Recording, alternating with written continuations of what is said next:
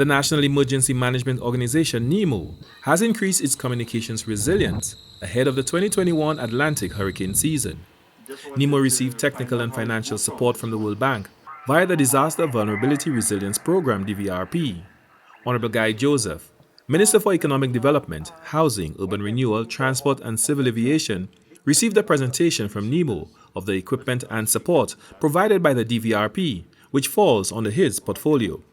It is clear that NEMO is making the transition from not just being called a command center to deal with disasters, but being fully prepared themselves to be able to respond, to communicate, and to do all of the necessary things. NEMO's director, Doreen Gustav, stated that NEMO has received VHF radios and equipment, which have been installed at health facilities, fire and police stations around the island, as well as in secluded, hard-to-reach communities, usually inaccessible during or post a disaster.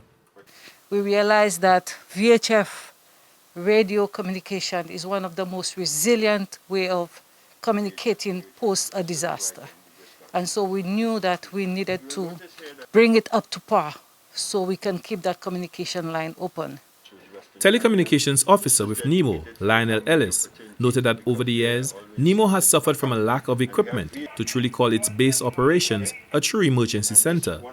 The new equipment, he says, has enhanced NEMO's communications abilities. NEMO, I think, and I'm very proud to say, that NEMO is getting to be #1 in the Caribbean in terms of disaster preparedness in communications. And I can tell you that because I've worked in a lot of countries and they're not as sophisticated as NEMO St. Lucia. But more so, NEMO has its own network, and the network spans across their island and also to Sidima in Barbados. The DVRP also provided NEMO with a new vehicle, several electronic tablets capable of sending real-time information from disaster response teams on the ground, an advanced information management system as a central repository for NEMO's information, and an early warning multi-hazard siren system for vulnerable communities. With this equipment, we are able to network NEMO in a manner that the information that we receive in here can get out to the various media houses, various persons, our donor agencies, in a timely manner. IT officer with the St. Lucia Fire Service, Trevor Hunt, said the fire service and NEMO will each be provided with a search and rescue drone. These are high-tech drones capable of operating in adverse weather conditions for up to 45 minutes with infrared technology. So when we look at situations of disasters, for instance, a storm or anything of that sort, the drone will be able to go out there to survey the areas, the affected areas, even with a storm ongoing, and relay live information back to NEMO headquarters so that they can make the best decisions on the situation. Training will also be provided for up to 15 persons around the island on the proper operations of the drone. Minister Joseph also indicated that the support provided to NEMO must be seen as an important aspect in building the overall resilience of St. Lucia.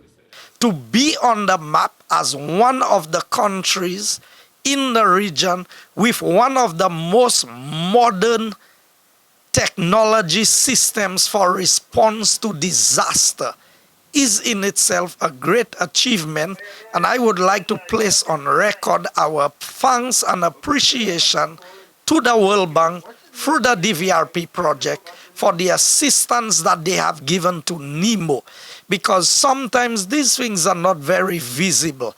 All of the things you see behind me there, they are not seen as the visible projects. A nice building is seen, a proper road, and then you get a grand opening. But these are the things that build the backbone to true resilience. Under the DVRP, NEMO will also receive training and equipment for its community emergency response teams and its damage needs assessment teams. For the National Competitiveness and Productivity Council, Glenn Simon reporting.